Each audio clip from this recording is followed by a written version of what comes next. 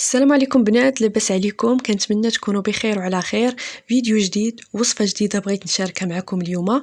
الوصفه ديال اليوم اللي هي كتعالج مشكل احمرار الوجه. فإلا كنتي كتعاني من هذا المشكل هذا، ما عليك غير تفرجي في الفيديو حتى الاخر باش نعطيك الوصفه، وغادي نعطيك كيفيه استعمال وبعض النصائح للبشره الا كنتي كتعاني من هذا المشكل هذا. البنات اللي كيشاهدوا قناتي اول مره وشافوا هذا الفيديو صدفه، فمرحبا والف مرحبا. كنتمنى تشتركوا وتفعلوا زر الجرس باش يوصلكم كل جديد. وإلا كتعرفوا شي بنت عندها هذا المشكل ديال احمرار الوجه، فما عليكم غير تبارطاجيو معها هذا لا فيديو. هاد الوصفه هذه كيف ما شفتوا عندها مكونات بساط ولكن فعاله وكتعطي نتيجه رائعه لمشكل احمرار الوجه. هاد المشكل هذا اللي عنده أسباب كثيرة اللي كتأدي لإحمرار الوجه وتهيج الجلد والحساسية.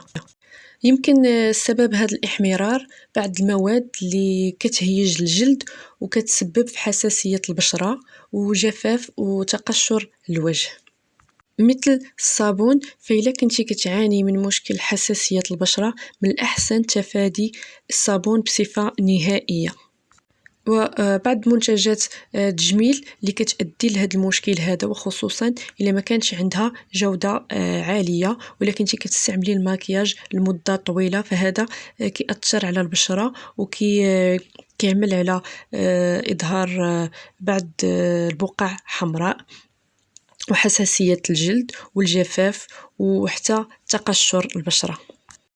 في هذه الوصفه هذه غادي نحتاجو القرفه اللي عندها فوائد كثيره على البشره، كتعطي البشره النعومه والتفتيح، كتحمي من الالتهابات والتهيجات، كتساعد على زياده نسبه الكولاجين، وكترطب البشره الجافه وكتخلي البشره ناعمه.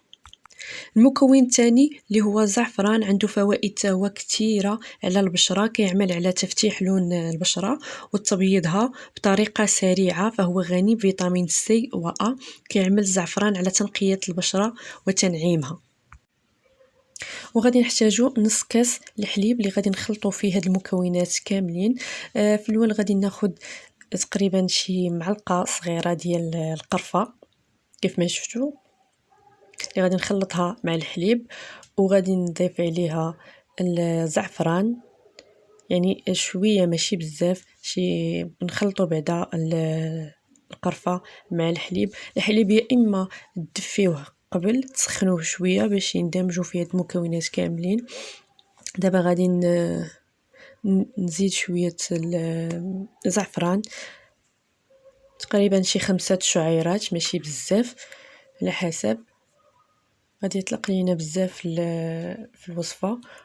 كيف ما قلت لكم غادي نخلطوا هاد المكونات كاملين مع الحليب، يا اما الحليب يكون سخون قبل او لا حتى توضعوا هاد المكونات هادو القرفه وزعفران وعاد تسخنوه شويه. بهاد الطريقه كيندمجوا المكونات كاملين. غادي نخلطوا القرفه مزيان مع الحليب حتى تذوب هذوك الكويرات ما يبقاوش في الحليب.